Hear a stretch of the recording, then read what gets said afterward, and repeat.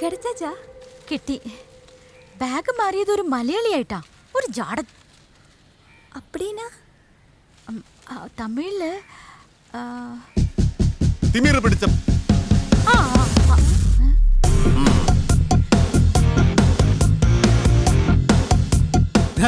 മച്ചാൻ ആടേന്നോട്ടാ, നല്ല കട്ട കമ്പനിയാണ്. പിന്നെ മച്ചാന്റെ റേഞ്ച് വെച്ച് കുറച്ച് ആടെ കാണിക്കാം. കാണിച്ചാ കുറച്ച് കാണിച്ചു.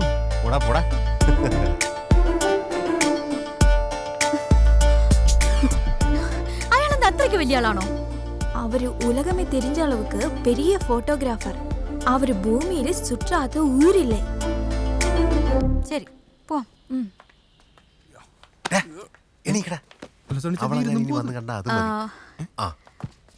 ഞാൻ പോവാണ്.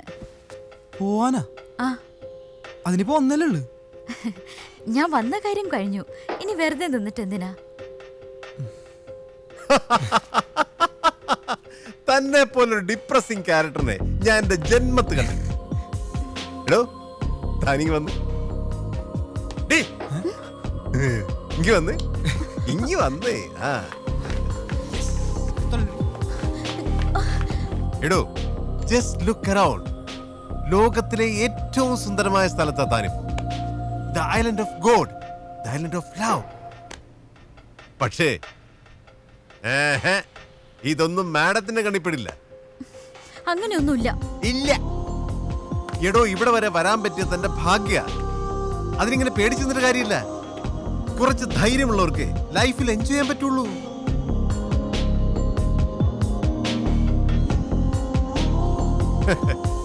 അതിന് നമുക്ക് പേടിയൊന്നുമില്ല. അവള് നല്ല ജോളിയാണ് മച്ചാനെ. ജോളിയോ ഇവളോ? മച്ചാൻ പറഞ്ഞ ടെമ്പർ തെറ്റിക്കല്ലേ. ഓക്കെ ഓക്കെ, നാളത്തെ ഒരു ദിവസം താൻ ഞാൻ പറയുന്ന പോലെ ചെയ്യണം. ബാലിയിൽ എങ്ങനെ പാർട്ടി ചെയ്യണമെന്ന് ഞാൻ കാണിച്ചു തരാം. Just give me one day. Okay പറഞ്ഞേ, വെറുതെ മലയാളിയിലെ വിലകളില്ലേ. ആ ഓക്കെ, ഞാൻ റെഡി. ഇപ്പൊ എന്താ ചെയ്യണ്ടേ? ഒന്നും ചെയ്യണ്ട. കുറച്ചു നേരത്തേക്ക് എന്നെ കണ്ണുമടച്ച് വിശ്വസിച്ചാൽ മതി.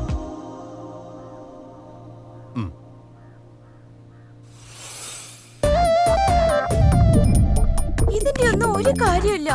അമ്മച്ചി അറിഞ്ഞ് എന്നെ തല്ലി കൊല്ലും. അതെന്താ, മോള് സുന്ദരിയാവുന്ന അമ്മച്ചിക്ക് ഇഷ്ടമല്ലേ?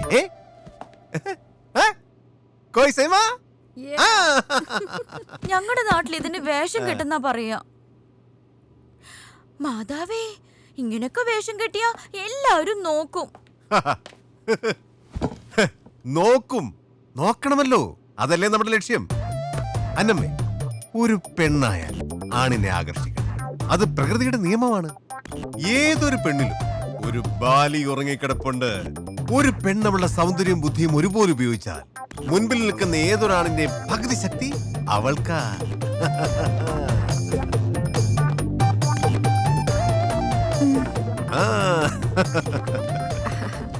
Yeah, this is her dress. Yes, ready. Thank you.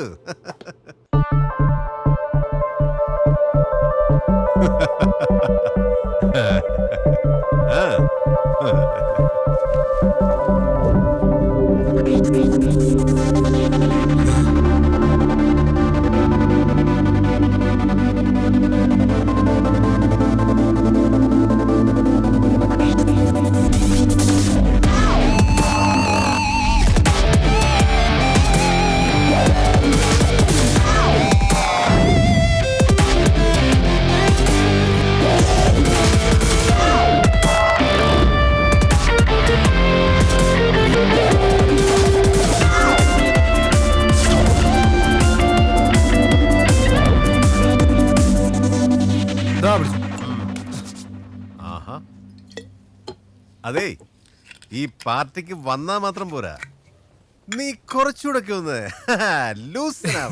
ലൂസായത് മതി. ഇതാ ഞാൻ പറഞ്ഞ തനിക്ക് ധൈര്യം ഇല്ലാന്ന്. എനിക്ക് ഇത്തിരി ധൈര്യം കുറവാ. ഇനി അത് പറഞ്ഞ് എന്നെ പറ്റിക്കണ്ട. എന്തൊരു കഷ്ടപ്പെടുന്ന അറിയാമോ?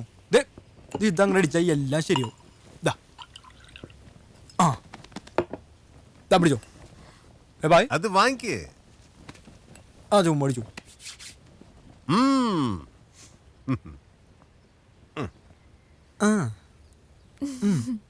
ഉനക്ക് സമ്മ പിന്നല്ലാണ്ട്.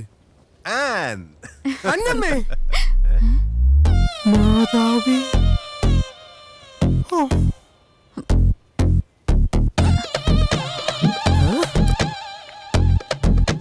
അയ്യോ എന്തുവാടി ഇത്? കുട്ടി ട്രൗസറോട് നടക്കാൻ നീ എന്താ മദാമയാ? കർത്താവേ, നീ കുടിയും തുടങ്ങിയ? അല്ല, ഇത്, ഒന്നും പറയണ്ട. എടി, ഞാൻ നിന്നെ വിട്ടേന്റെ വിഷമം തീർക്കേണ്ടത് ഇങ്ങനല്ല. അതിനൊക്കെ വേറെ വഴിയുണ്ട്. ഇങ്ങ് വാ, പറയാ. എന്താടി ഇത്ര ബലം പിടിക്കുന്നേ? ഞാൻ മനസ്സ് വെച്ചിരുന്നെങ്കിലേ മനസ്സമ്മതത്തിന് മുമ്പ് പലതും നടന്നേനെ. എന്താടി?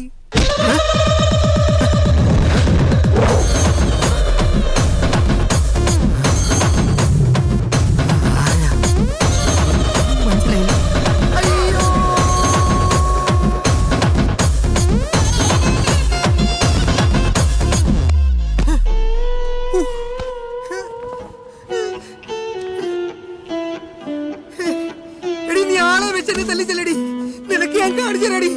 ഇപ്പൊ തന്നെ നിന്റെ വീട്ടിൽ വിളിച്ചു പറഞ്ഞ അവരോട് എല്ലാം ഞാൻ പറയും. അവരും അറിയട്ടെ മോളെ ലീലാവിലാസം.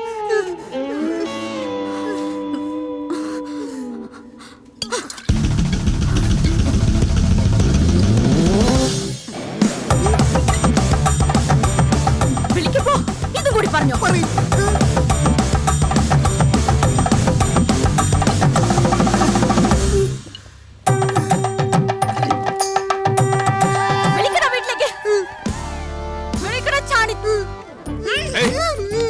നിന്നോടൊക്കെ ദൈവം ചോദിക്കും.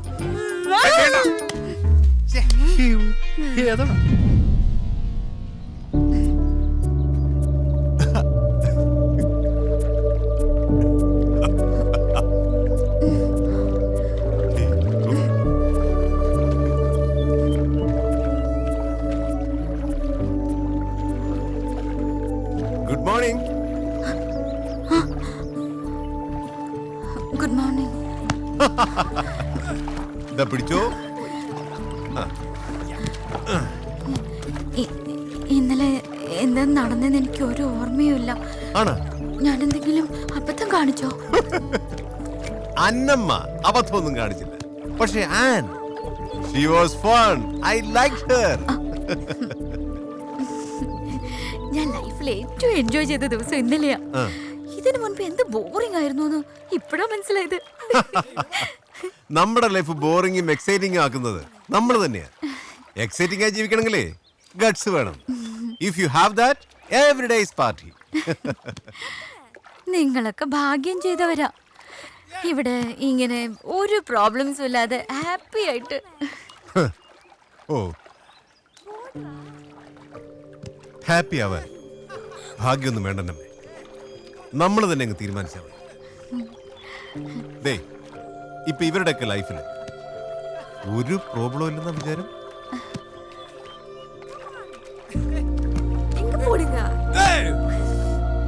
ആരിൽ നിന്നും തുടങ്ങണമെന്ന് എനിക്കറിഞ്ഞൂടാ.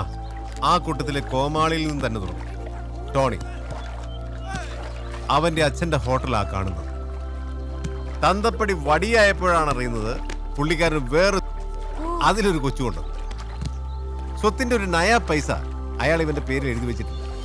അങ്ങനെ ഗതികെട്ട് സ്വന്തം ഹോട്ടലിൽ അച്ഛൻ കഴി ജോലി ചെയ്യ പാവം.